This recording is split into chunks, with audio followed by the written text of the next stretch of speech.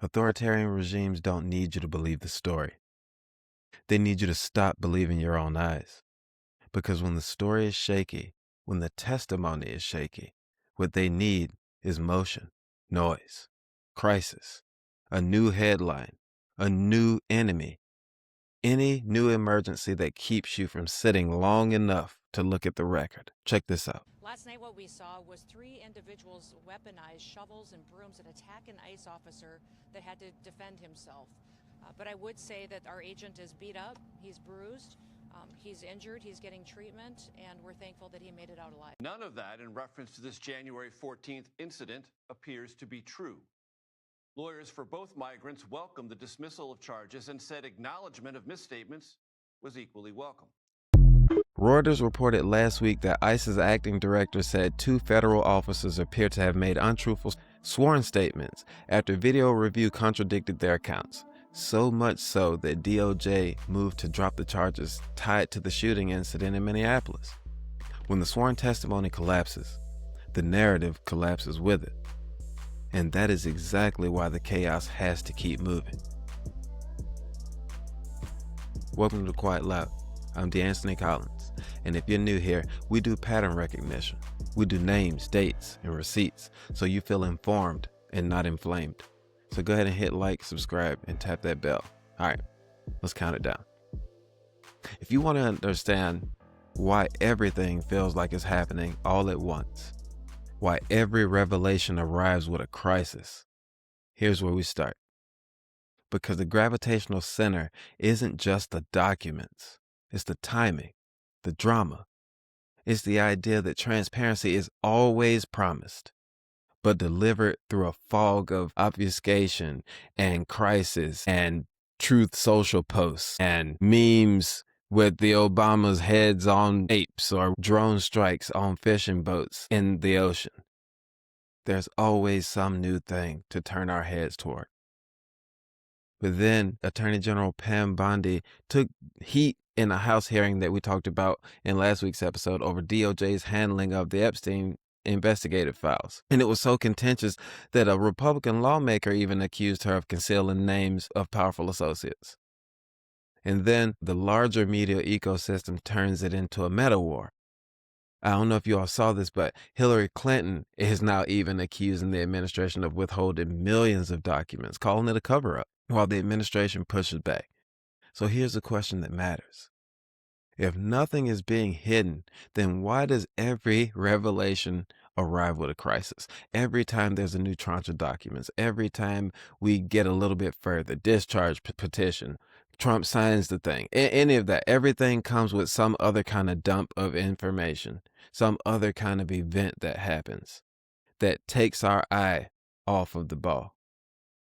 It's because chaos isn't just a byproduct of all these crises.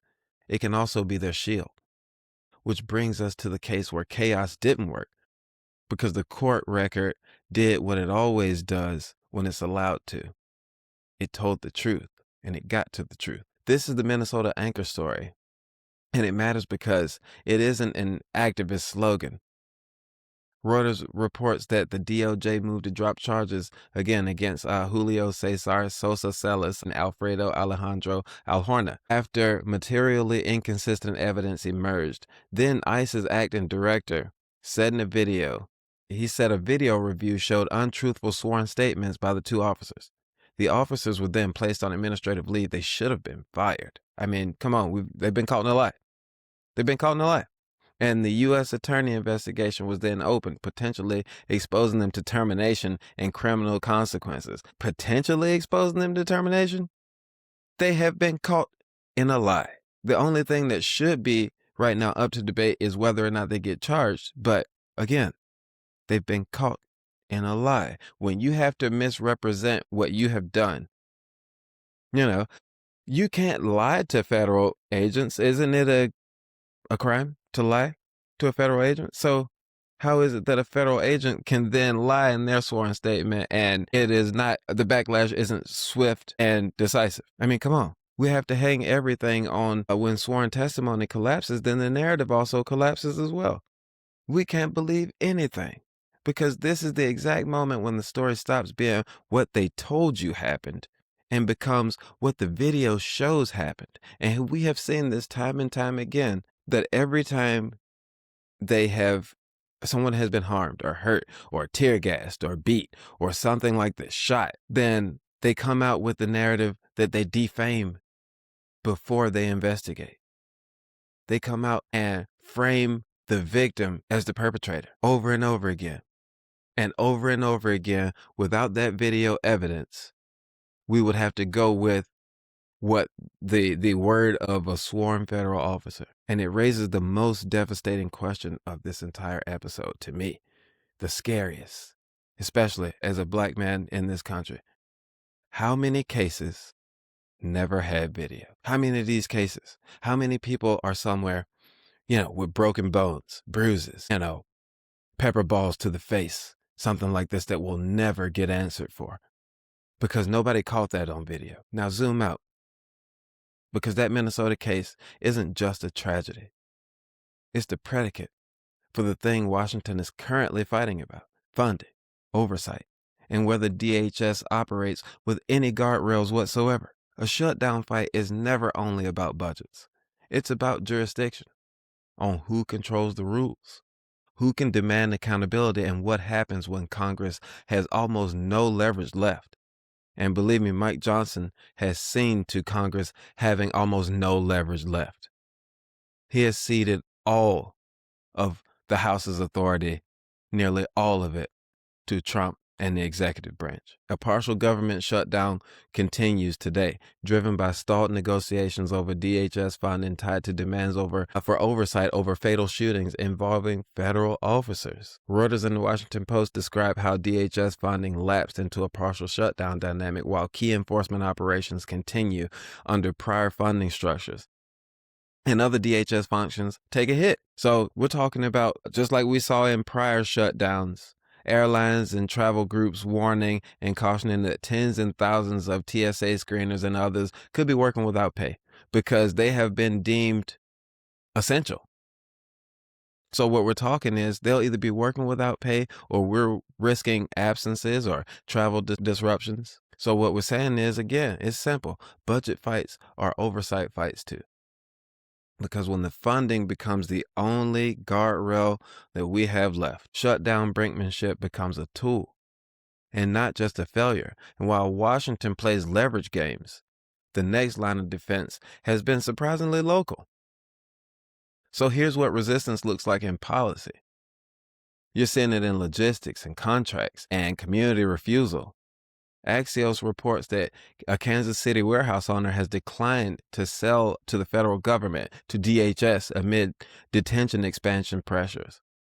And the local port commissioners moved to block future deals, any future deals tied to this situation. The Marshall Project reports ICE is buying warehouses all over the place. I mean, large square footage warehouses, tens of thousands of square feet. And communities are standing up and fighting back. Often with the only limited tools they have, having hearings where the whole town or mass amounts of people in that town are descending on these hearings, issuing ordinances. The public pressure has become huge.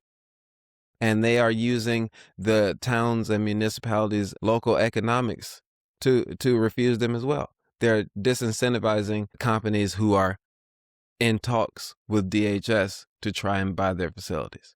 Even in North Carolina, where I live, reporting shows that ICE considering new detention sites in local communities reacting. Hertford County residents and commissioners publicly responding to the prospect of an ICE facility in their neighborhood. And the Assembly reports that Greensboro is preparing to push back on potential detention plans connected to a former school campus. Faith institutions as well have entered the oversight fight too. The USCCB issued a rare special message describing fear, detention concerns, and enforcement anxiety, and the Catholic leaders urged lawmakers to reject ICE funding without those reforms. So let's ask the question plainly. Why are local communities being forced to throw that guardrail down to decide whether federal power gets to operate in their backyard? Well, it's simple. Because the people who can answer that question have to wait another 10 or 11 months to do so. And that's us, the voters. And if we do what we are supposed to do.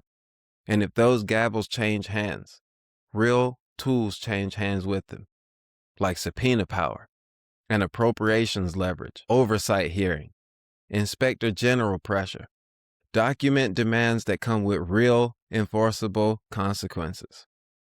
Which is why the Trump Congress is working so hard to disenfranchise American citizens.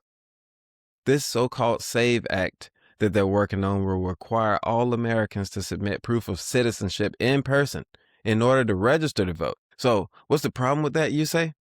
I mean, think about it. And apparently, most of us are walking around. If you have a driver's license or something, it says your name and date of birth and your address and this and that.